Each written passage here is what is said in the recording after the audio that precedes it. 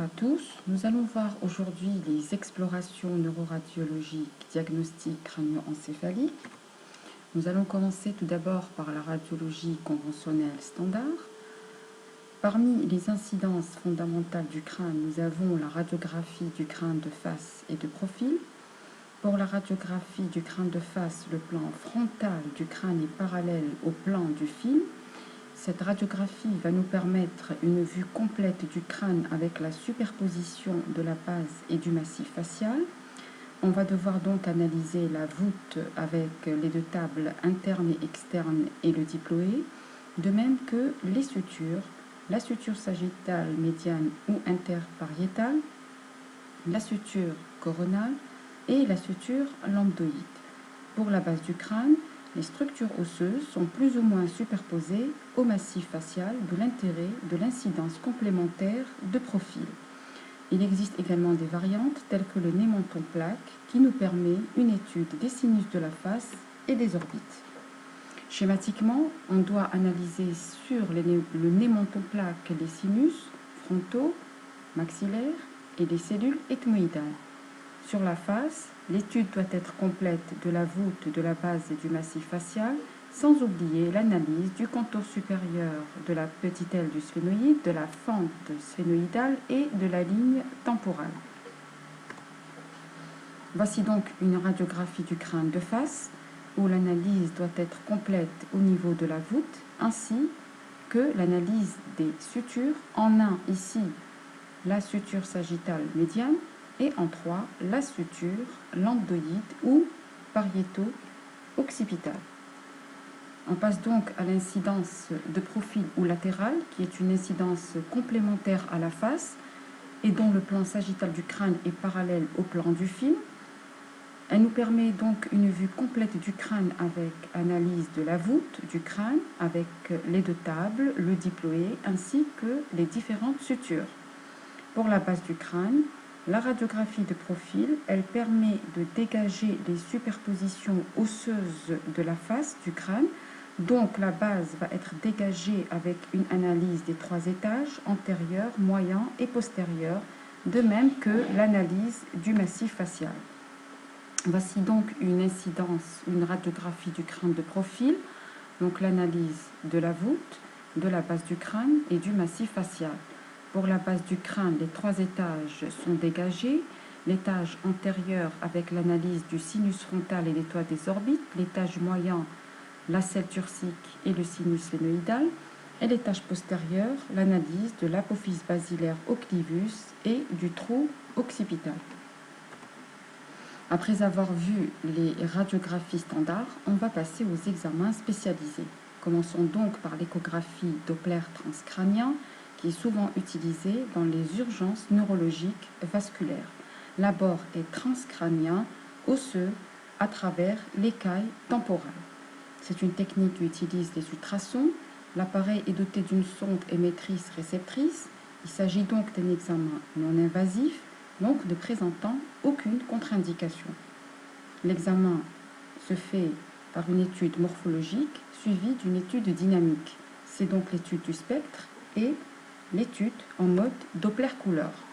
Voici l'étude du spectre, c'est l'analyse du spectre d'une part. D'une autre part, l'étude en mode Doppler couleur, c'est l'encodage couleur où l'on doit analyser le sens du flux, de même que la recherche d'éventuelles sténoses. Après avoir vu l'échographie, on va passer à la deuxième technique. C'est une technique d'imagerie en coupe, à savoir le scanner, encore appelé tomodensitométrie ou TDM. Il s'agit là d'une tomographie axiale transverse avec ordinateur utilisant des rayons X. Cette technique a été mise au point en 1972 par Hounsfield. Il s'agit d'une tomographie axiale transverse, tomographie, tomo, qui veut dire coupe. On va réaliser alors des coupes successives, puis photographier ces coupes et réaliser ces coupes-là dans un plan axial transverse. Pour le principe de fonctionnement, c'est une méthode permettant la mesure de l'atténuation d'un faisceau de rayons X traversant un volume anatomique du corps. Elle consiste alors à mesurer les différences d'absorption du faisceau de rayons X par les différents tissus qui traversent. Donc ces différents tissus vont absorber différemment ce faisceau de rayons X. Il y aura des différences d'absorption de ces tissus car ces tissus ont des numéros atomiques différents. Donc l'absorption va être différente. Ces valeurs d'absorption, ce sont des données numériques qui vont être captées par un calculateur puis analysées par un système informatique complexe permettant la réalisation de reconstruction d'images dans des plans 2D et 3D. La TDM est un examen irradiant c'est un examen utilisant des rayons X, mais non invasif. Le temps d'examen est rapide, il peut se faire en quelques secondes. Il s'agit là d'un examen à double étude morphologique et fonctionnelle grâce à sa séquence de perfusion. Et le temps d'acquisition est très rapide, ceci grâce à ces nouveaux scanners. Ce sont des scanners multi-détecteurs. Voilà ici la description de l'appareil. Il s'agit là du scanographe. Alors nous avons le statif où est intégré le tube à rayon X et nous avons là la table d'examen qui est une table mobile où est placé le patient. Puis nous avons le centrage du patient. Ici nous avons le centrage au niveau de la zone d'intérêt qui est la région crânio-encéphalique. Parmi les contre-indications à la réalisation de l'examen TDM, alors cet examen est contre-indiqué chez la femme enceinte en cas d'allergie à l'iode, d'insuffisance rénale, voire même chez des patients qui prennent certains médicaments dont les biguanides ou les bêta-bloquants. Parmi les risques liés à l'utilisation des produits de contraste, nous avons des risques allergiques et des risques néphrotoxiques. Parmi les risques allergiques, on peut constater des réactions mineures telles qu'une urticaire localisée, des réactions modérées telles une urticaire géant, des vomissements voire un œdème, ou bien des réactions sévères, soit un œdème laryngé, pulmonaire, un bronchospasme, voire carrément des collapsus ou bien un arrêt cardiaque. Quant au risque néphrotoxique, c'est donc l'insuffisance rénale aiguë par nécrose tubulaire ischémique chez des patients qui peuvent également présenter des facteurs de risque, à savoir l'insuffisance rénale connue, le myélome, le diabète ou bien la prise de certains médicaments néphrotoxiques. Comment doit-on analyser les résultats à l'examen TDM? Donc après la réalisation d'un examen TDM, on doit visualiser les différentes densités. Les densités des différentes structures anatomiques traversées, donc le crâne, le parenchyme cérébral ainsi que le système ventriculaire. La densité est exprimée en unité Ohmsfield ou UH. Des valeurs normales sont attribuées, ce sont des valeurs normales de référence des différentes structures, à savoir le LCR, dont la densité varie entre 0 et 5 unités Ohmsfield. Le parenchyme cérébral, la densité varie entre 20 à 30 UH, le sang entre 50 à 100 UH. Enfin, la graisse et l'air, dont les densités sont négatives. La graisse, la densité varie entre moins 80 et moins 120 UH et l'air, moins 1000 UH. Pour ce qui est de la réalisation des coupes scanographiques, nous allons réaliser dans un premier temps des coupes sans injection de produits de contraste iodé. Puis, dans un deuxième temps, si l'indication se pose, l'indication de l'injection, on va donc réaliser des coupes avec injection de produits de contraste iodé par voie intraveineuse. Les résultats ou l'analyse de la prise de contraste, tout d'abord, si il n'y a pas de modification de densité, on va dire qu'il y a une absence de prise de contraste. Dans le cas contraire, s'il y a une augmentation des densités après injection, on va parler de prise de contraste ou de rehaussement. Et dans ce contexte-là, ce sont surtout les structures vascularisées qui vont se rehausser. Alors la réalisation des coupes scanographiques, à partir d'une coupe axiale, on pourra réaliser des reconstructions dans un plan coronal ou frontal, de même que dans un plan sagittal. Voilà donc le plan axial, le plan frontal et le plan sagittal. Alors, puis, pour ce qui est des reconstructions, à partir d'une coupe axiale, on pourra reconstruire des images. La reconstruction peut se faire dans les deux plans. Le plan frontal ou coronal, le plan sagittal, dans les deux fenêtres peuvent être réalisées, donc en fenêtre osseuse ou bien en fenêtre partie molle. Alors l'étude, elle doit être double. On doit étudier au niveau de ces différentes coupes. Alors tout d'abord, le plan, la fenêtre partie molle, bien sûr, où on l'appelle également la fenêtre parenchymateuse, pour analyser le parenchyme cérébral. Et c'est là où l'on doit analyser les différentes lésions. Par exemple, ici, nous avons une lésion qui va être analysée en fenêtre parenchymateuse. Et dans un deuxième temps, on aura les fenêtres osseuses. Pour analyser l'os, ici, nous avons un trait de fracture. Alors, sur une même coupe, il faut savoir qu'on peut réaliser les deux fenêtres. La fenêtre parenchymateuse pour analyser le parenchyme et la fenêtre osseuse pour une étude fine des structures osseuses. En cas de lésion, alors on va devoir analyser en TDM une lésion. Elle va être décrite en fonction de sa densité par rapport aux structures cérébrales adjacentes normales. Donc ici, nous avons une lésion qui a une densité à densité mixte. Nous avons une hyperdensité, une hypodensité et une isodensité. Voilà donc l'aspect hyperdense.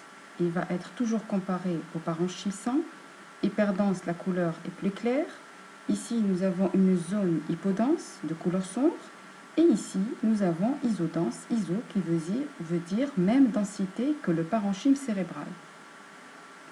En général, une lésion isodense, elle va être difficilement analysable, donc on doit tenir compte des anomalies anatomiques qu'elle entraîne et qui découlent de son expansion. Par exemple, s'il y a une compression de voisinage de vaisseau, ou bien il y a la déformation d'un contour du ventricule s'il est à côté d'un ventricule. Ce sont donc là des signes indirects qui vont nous orienter vers une lésion qui a la même densité que le parenchyme et qu'on appelle donc une lésion isodense. Après avoir vu le scanner, la tomodensitométrie, on va passer à une autre imagerie en coupe, c'est imagerie par résonance magnétique ou IRM. Elle est basée sur les propriétés magnétiques des protons H+, des molécules d'eau H2O du corps.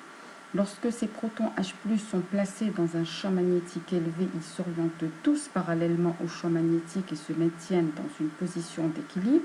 Lorsqu'ils sont excités par une brève impulsion, appelée onde de radiofréquence RF, ils se transforment dans un autre état, en état d'excitation, appelé phénomène de résonance. À l'arrêt de l'onde RF, les protons H+, vont revenir à leur position d'équilibre et ce passage de l'état d'excitation à la position d'équilibre est appelé phénomène de relaxation. Et pendant ce phénomène de relaxation, les protons H+ vont émettre des signaux. Et ces signaux vont être recueillis par des antennes réceptrices. Ces signaux recueillis, ils vont être analysés par un système informatique complexe permettant de reconstruire des images IRM. L'examen IRM est donc un examen non invasif. Le temps d'acquisition, par contre, d'examen est long. Il peut aller de 30 minutes, voire plus, en fonction de l'indication, en fonction des séquences utilisées, en fonction de la pathologie recherchée. Il s'agit là d'un examen à visée morphologique et fonctionnelle, morphologique complété potentiellement par des séquences fonctionnelles, et ceci en fonction de l'indication clinique ou bien de la recherche du diagnostic étiologique précis. Voilà donc comment se présente l'appareil IRM. Nous avons le statif et également une table mobile où est installé le patient.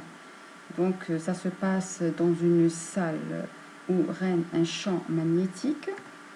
Alors le malade est placé sur une table mobile dans un mini-tunnel. Et puis, donc, puisque là, c'est la région crânio-encéphalique qui va être explorée, on va placer une antenne dédiée à la région crânio-encéphalique. Il s'agit là d'une antenne émettrice-réceptrice.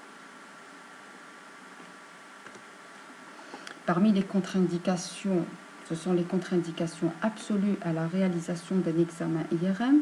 Ces contre-indications absolues sont liées essentiellement au champ magnétique utilisé qui ne permet pas à l'exposition de patients porteurs de dispositifs médicaux implantables ferromagnétiques inamovibles, tels que des simulateurs cardiaques ou pacemakers, des défibrillateurs cardiaques implantables, des neurostimulateurs dans le traitement des douleurs, des implants cochléaires ou bien des clips vasculaires ferromagnétiques.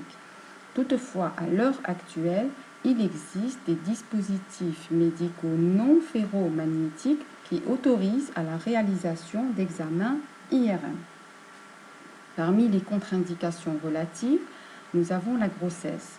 Sur le principe de précaution, les 3 premiers mois de grossesse contre-indiquent la réalisation d'un examen IRM chez la femme enceinte.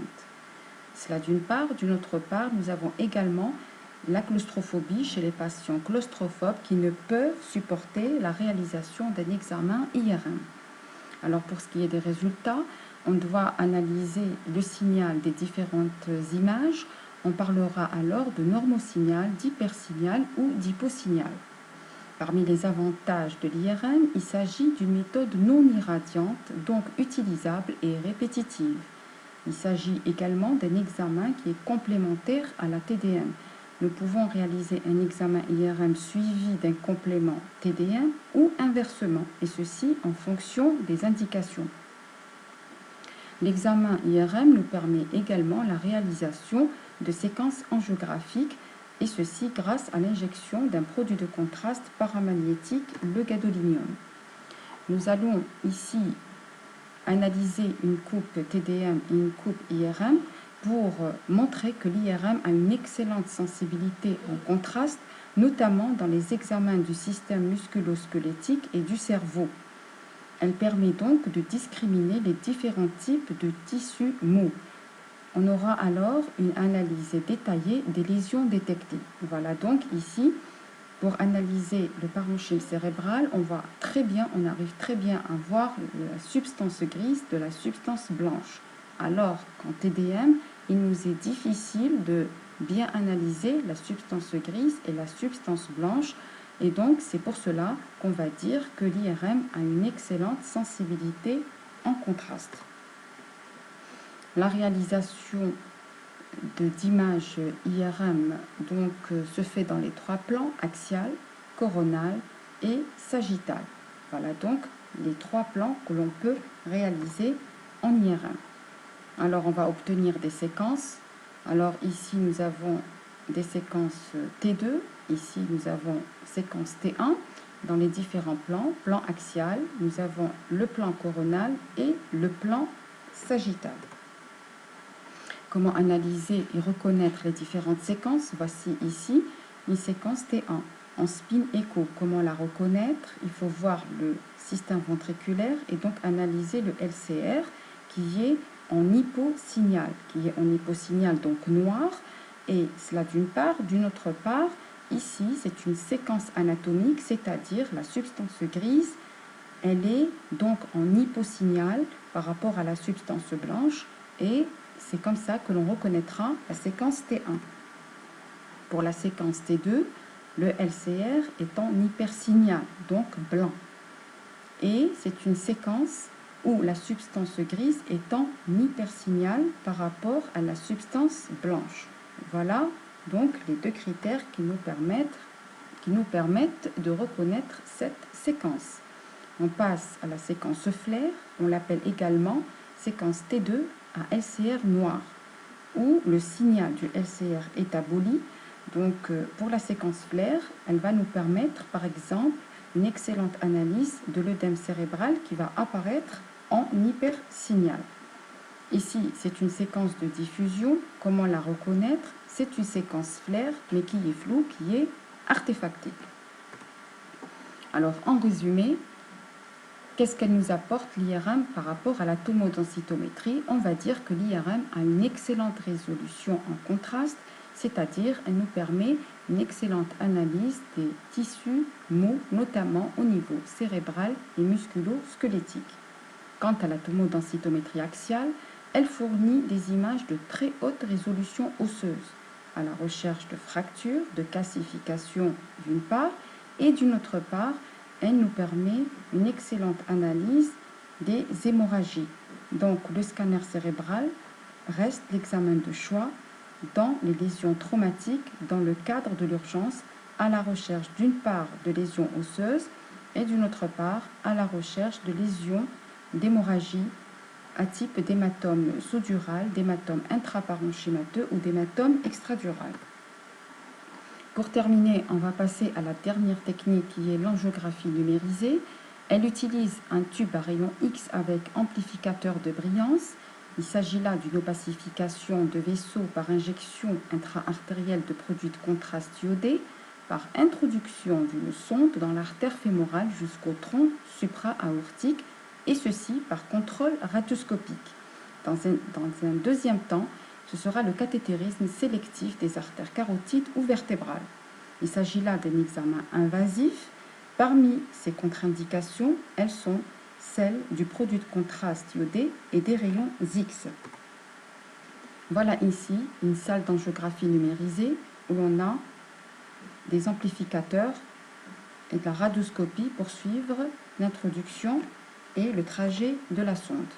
Parmi les résultats, il s'agit donc d'un examen de référence pour une étude vasculaire dynamique qui permet l'étude des vaisseaux depuis leur origine des troncs supraaortiques jusqu'aux branches terminales encéphaliques. Il faut savoir également que cette technique est en nette diminution car elle a été supplantée par l'imagerie en coupe, à savoir l'angioscanner et l'angio-IRM.